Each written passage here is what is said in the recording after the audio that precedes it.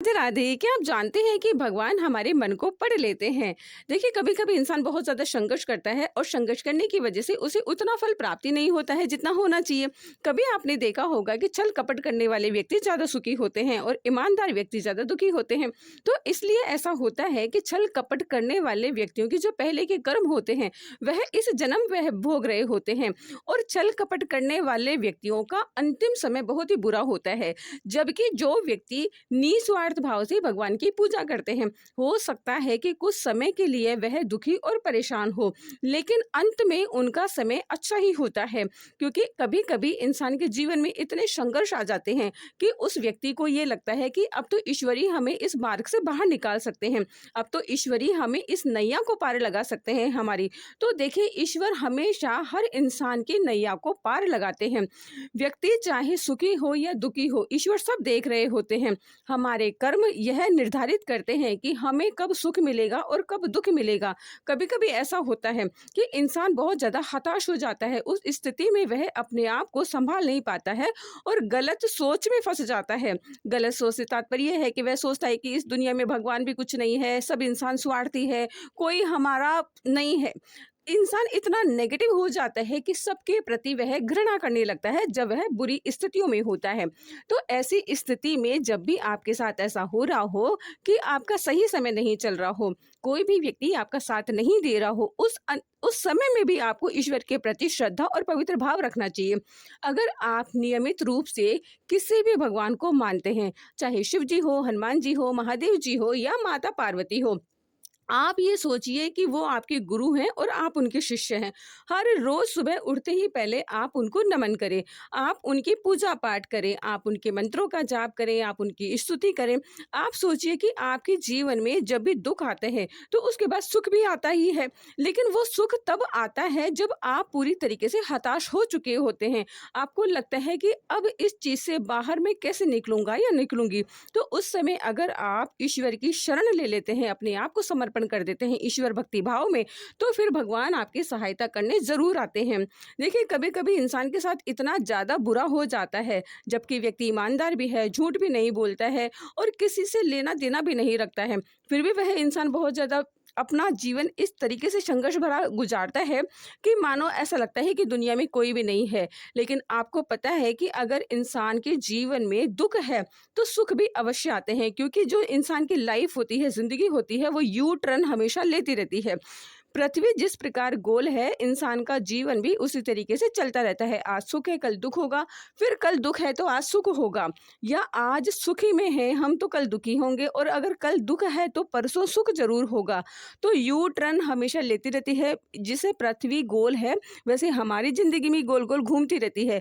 लेकिन ये निश्चित है कि जो बड़ा दुःख है और लंबे समय तक है, अगर आप ईश्वरीय भक्ति में लीन रहते हैं, तो वही दुःख आपका छोटा हो सकता है। सूक्ष्म रूप में इंसान के जीवन में दुःख आएगा और खत्म भी हो जाएगा, लेकिन वह तब होगा जब आप ईश्वरीय भक्ति में लीन रहेंगे।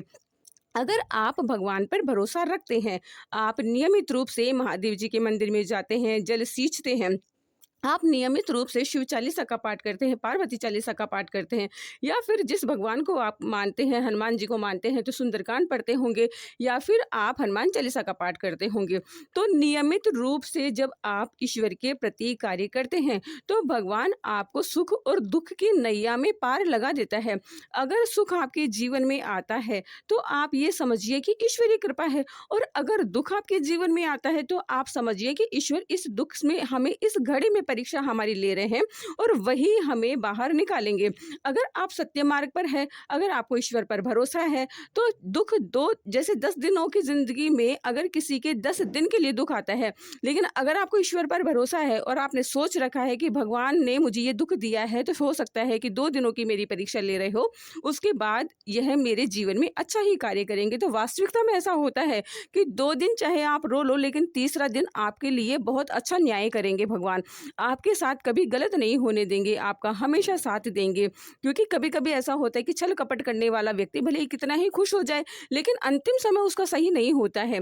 अंतिम समय में हो सकता है कि उसकी कोई बीमारी हो, अंतिम समय में हो सकता है कि उसके साथ कोई ऐसी घटना घटे जिसके बारे में वो सोच भी नहीं सकती है या सकता है। तो अगर आपके जीवन में कभी भी किसी भी प्रकार का कष्ट है, पीड़ा है, संकट है, दुःख है, तो आप हमेशा हर परिस्थिति में ईश्वर को धन्यवाद देते रहें और कहते रहें कि आपने जो सुख दिया है उसके लिए भी धन्यवाद, आपने जो दुःख दिया है उसके लिए भी धन्यवाद। आप मेरी नैया को पार लगाएँगे ये मुझे विश्वास है। आप मेरे जीवन को चला रहे हैं मुझे पता है। तो जब सब कुछ आप पूरे भाव से भगवान के प्रति समर्पित हो जाते हैं, तो ईश्वर आपकी ज़िंदगी में आकर आपका न्याय करता है और ईश्वर आपको सुख भी प्रदान करता है। अगर आप भक्त और भगवान के बीच का अंतर जान जाएँगे, तो आप कभी भी ये समझ नहीं पाएँगे कि ईश्वर हमें देख रहे हैं। अगर आप गुरु और शिष्य का जैसा संबंध बनाएँगे, तो आप देखेंगे कि ईश्वर आपको सत्य मार्ग पर ले जा रहे हैं, आपको झूठ बोलने से बचा रहे हैं, आपको क्रोध करने से बचा रहे हैं। हर तरह से भगवान आपके साथ रहेंगे और आपका साथ देंगे। अगर आप ईश्वर पर भरोसा रखते हैं, अगर आपको धन चाहिए तो आप महालक्ष्मी पे भरोसा रखें, अगर आपको बल चाहिए तो हनुमान जी पर भरोसा रखें, अगर आपको बुद्धि चाहिए तो माँ सरस्वती पर भरोसा रखें। देखिए, आपको पता है कि कौन-सा ईश्वर किस प्रकार का आशीर्वाद आपको दे सकते हैं। तो आप इतनी भक्ति कीजिए, इतनी भक्ति कीजिए, इतनी भक्ति कीजिए कि एक दिन भगवान आपके मन की बात को पढ़ ले और आपको पता भी ना चले और आपकी इच्छा को पूरी कर दे। क्योंकि ईश्वर हमारी इच्छा को तभी पूरी करते हैं जब उन्हें लगता है कि यह इच्छा सही है और इस इच्छा से इसका भला ही होगा। कभी-कभी आप कोई परीक्षा की तैयारी कर रहे होते हैं और 1 नंबर से रह जाते हैं। आप जॉब की तैयारी कर रहे होते हैं और गवर्नमेंट जॉब नहीं लगती है, तो हो सकता है कि उससे बेस्ट कुछ भगवान आपको देना चाहते हो। नौकरी अगर आप करते हैं तो हो सकता है 50-60 हज़ार की होती या 1 डेढ़ लाख की होती, लेकिन भगवान ने अगर नहीं चाहा तो हो सकता है कि आप बिज़नेस करोड़ों का कर रहे हो। तो हमेशा ये देखिए कि अगर कोई आपका कार्य नहीं हो रहा है और आपको ईश्वर पर भरोसा है, तो भगवान उससे भी कहीं अच्छा आपको देने के लिए तैयार बैठे हैं। अगर आपको ईश्वर पर भरोसा है तो माँ लक्ष्मी की स्तुति आपको हमेशा करनी चाहिए। कनकधारा स्तोत्र का आपको पाठ करना चाहिए, भगवान नारायण की स्तुति करनी चाहिए। अगर आपको ईश्वर पर भरोसा है तो श्री रामचंद्र मानस की आपकी किताब पढ़नी चाहिए। अगर आपको ईश्वर पर भरोसा है तो रुद्र अभिषेक महादेव जी के मंदिर में जाकर करना चाहिए। देखिए, नारायण के हर रूप में अगर आप ईश्वर को तलाश करेंगे तो आपको नारायण साक्षात दर्शन हो जाएंगे। क्योंकि अगर आप महादेव जी के दर्शन करें, आप हनुमान जी के दर्शन करें, आप राधा गोविंद के दर्शन करें, आप किसी के भी दर्शन करें, तो अगर आप माँ दुर्गा की स्तुति करते हैं तो उसमें सभी का आपको मिल जाएगा कि हाँ, एक ही है, ईश्वर एक ही है। अलग अलग प्रकार के अलग अलग भावों को अगर आप जपेंगे तो शायद उतना फल आपको नहीं मिले, लेकिन अगर आपको महादेव जी के मंदिर में जाकर महादेव जी को जपेंगे और फिर सोचेंगे कि शायद गणेश जी भी यही है, श्री कृष्ण भी यही है, महादेव जी के अंदर ही है, अगर आप सबको एक ही मानेंगे तो आपको बहुत जल्दी परिणाम मिल जाएगा। लेकिन आप अलग अलग ईश्वर की पूजा करेंगे और फिर सबसे अपनी अपनी मनोकामनाओं के बोलेंगे, तो फिर ऐसे लगता है कि पता नहीं ईश्वर हमारे सुन रहे हैं नहीं सुन रहे। हो सकता है कि गणेश जी नहीं सुन रहे हो सकता है महादेव जी नहीं सुन रहे हो। पूजा आपको सबकी करनी चाहिए, स्तुति आपको सबकी करनी चाहिए, लेकिन जो मन की पीड़ा है, जो मन के भाव है, जो मन की स्थिति है, वो एक ईश्वर को बताना चाहिए। फिर वह ईश्वर आपके प्रति समर्पित भाव से आपका हमेशा कार्य करेंगे। आपको पता है, क्या ईश्वर हमारी सुनते हैं? क्या आपको विश्वास है, क्या ईश्वर हमारा कार्य करते हैं या हमें देख रहे हैं? तो देखिए, अगर आप दृढ़ विश्वास, दृढ़ संकल्प लेकर ये सोचेंगे कि हाँ, सच में भगवान देखते हैं, भगवान सुनते हैं, भगवान कार्य करते हैं, तो जो आप कार्य कर रहे हो उसके लिए प्रेरित भी भगवान ही करते हैं। भगवान आपको एक ऐसे इंसान से मिलाते हैं, किसी का भी रूप धारण करके, कि वह व्यक्ति हमेशा आपका साथ देता है।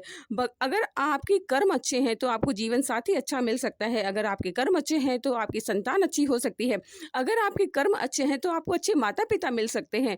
तो भगवान की नैया, भगवान की लीला को कोई नहीं पहचान सकता है। बस आपको अच्छे कर्म करने हैं, ईश्वर पर भरोसा रखना है और साथ ही ईश्वर के लिए मंत्रों का जाप करना है, मंत्रों की स्तुति करनी है, साथ ही भगवान का आह्वान करना है, भगवान को पुकारना है। अगर आप दिन भर में से 10 मिनट भी भगवान के बारे में सोचेंगे और आप उनसे बातें करेंगे तो आपको साक्षात भगवान के दर्शन होंगे। बहुत से भक्त ऐसे होते हैं जिनको सपने में ईश्वर के मंदिर दिखाई देते हैं, चाहे महादेव जी का मंदिर हो, गणेश जी का मंदिर हो, या जिस ईश्वर को आप मानते हो वो आपको सपने में तभी दिखाई देते हैं जब आपको ईश्वर पर भरोसा होता है। देखिए, ईश्वर आपके सभी कार्य करने के लिए तत्पर है, लेकिन आपको ईश्वर के लिए काम करना होगा। अगर मान लीजिए सोमवार है, तो सोमवार के दिन आप महादेव जी के मंदिर में जाएं, दूध दही घी से अभिषेक करें। पंचामृत से जब आप अभिषेक करते हैं तो भगवान बहुत जल्दी प्रसन्न हो जाते हैं। शिव जी के मंदिर में जाकर अगर आप शिव चालीसा का पाठ करते हैं, पार्वती चालीसा का पाठ करते हैं, तो भगवान बहुत जल्दी प्रसन्न हो जाते हैं। अगर आप सोमवार के दिन शिव जी के मंदिर में जाते हैं और रुद्र अभिषेक करते हैं, तो भगवान बहुत जल्दी प्रसन्न हो जाते हैं। अगर आप शिव जी के एक चांदी के बने हुए छोटे से नाग चढ़ाते हैं, चांदी का बना हुआ चंद्रमा चढ़ाते हैं, चांदी का